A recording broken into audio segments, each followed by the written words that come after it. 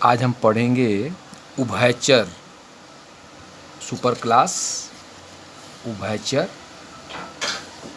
यानी आपको जो है ये चतुष्पाद के बारे में पढ़ाएंगे। दो था आपका, देखिए ये मत्स्य वर्ग सुपर क्लास मत्स्य वर्ग के बारे में आपको पढ़ा दिए। आपका दूसरा है चतुष्पाद यानी टेट्रापोडा।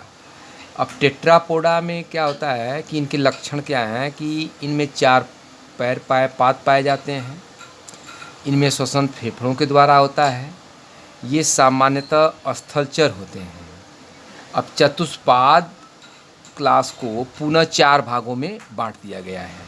इसको जो है 4 भागों में बांट दिया गया। पहला आपका हो जाएगा उभयचर, ठीक। दूसरा आपका हो जाएगा सरीसृप।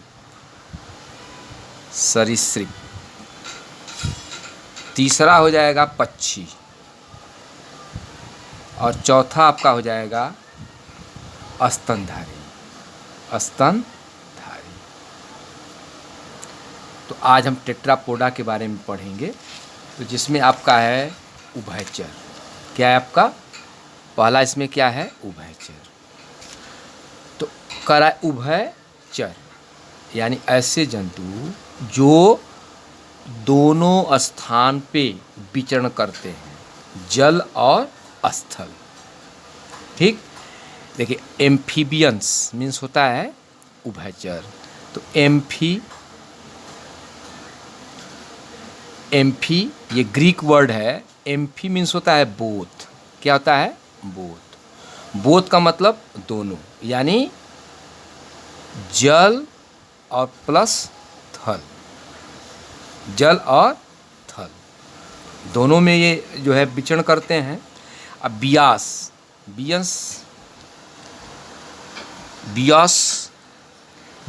मीन्स होता है लाइफ मीन्स होता है जीवन। ऐसे जंतु जो जल और थल दोनों में जीवन यापन करते हैं, ऐसे जंतुओं को हम कहते हैं एम्फीबियंस या उभयचर। उभयचर वर्ग ऐसे जंतुओं का वर्ग है जो जलीय स्थलीय दोनों प्रकार के आवास में रह सकते हैं, किंतु सभी उभयचर इस परिभाषा के अनुकूल नहीं होते हैं, क्योंकि कुछ उभयचर जल में ही रहते हैं तथा कुछ जो सामान्यतः स्थल पर ही रहते हैं। ये जंतु प्रजनन हेतु जल में चले जाते हैं। जैसे आपका मेढक जो है प्रजनन के लिए क्या उसको जल चाहिए, बिना जल के वो प्रजनन नहीं कर सकता है। तो अब इनके लक्षण के बारे में हम पढ़ेंगे कि किन बेस पे हम ऐसे जंतुओं को हम जो है उभयचर वर्ग में रख सकते हैं।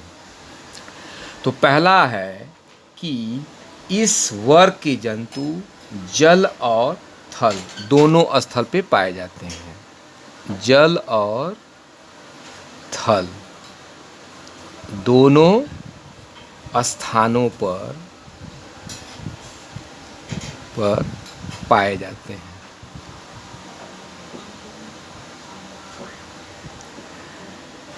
इन्हें हम उभयचर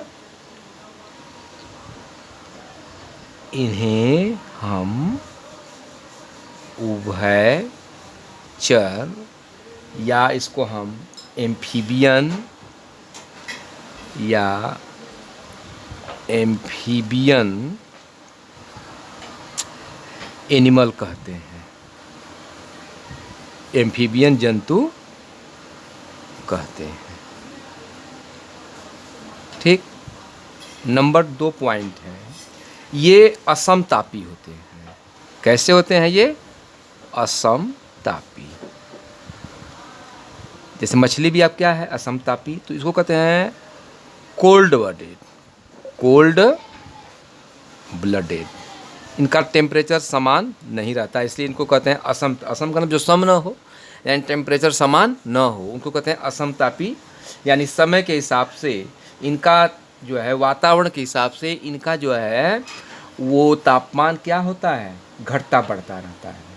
और इनमें 2 जोड़ी पाद पाए जाते हैं, इनमें 2 जोड़ी पाद पाए जाते हैं। थर्ड पॉइंट, इनमें जो है हृदय त्रिवेष्मी होता है, इनमें जो है हृदय त्रिवेष्मी होता है। जैसे 2 अलिंद और 1 नीलय, 1 नीलय।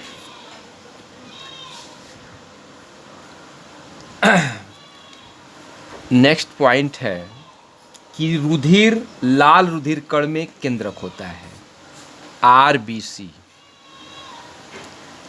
लाल रुधिर कणिकाएं में केंद्रक उपस्थित होता है। जैसे हम लोगों के जो है RBC में केंद्रक उपस्थित नहीं रहता है। जैसे मेढक का जो लाल रुधिर कणिका है उसके अंदर क्या पाया जाएगा, केंद्रक। नेक्स्ट पॉइंट, नासा छिद्र, नासा छिद्र मुख गुहा के, मुख गुहा के अग्रभाग में, अग्र भाग में खुलते हैं। जैसे आपका ये मेढक है तो मुख गुहा के अग्रभाग में ये नासा छिद्र खुलते हैं। ठीक। अब अंतःकंकाल,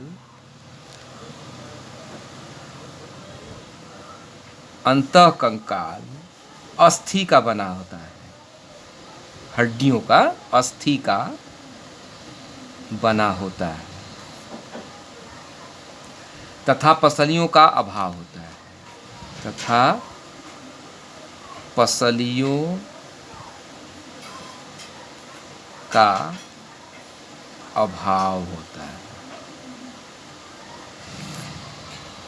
7 पॉइंट है कि इनमें श्वसन, इनमें श्वसन मतलब उभयचरों में श्वसन किसके द्वारा होते हैं, क्लोम। क्लोम माने होता है गिल, गिल को हम कहते हैं क्लोम। फेफड़ों,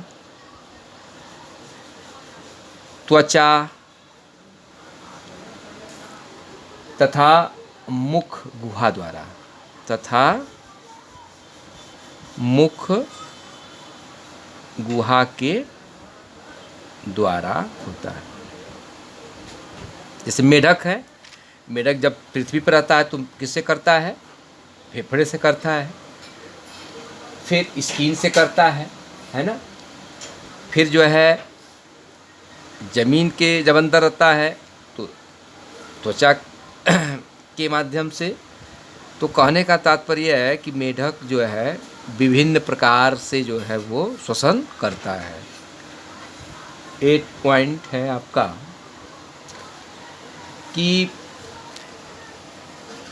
सभी उभयचरों में, सभी उभयचरों में मल मूत्र, मूत्र मल एवं जनन पदार्थ, एवं जनन पदार्थ एक ही स्थान से, एक ही स्थान से बाहर निकलते हैं, बाहर निकलते हैं, जिनको हम कहते हैं क्लोएका। क्या कहते हैं जिसको, जिसको क्लोएका जिसको कहते हैं क्लोएका,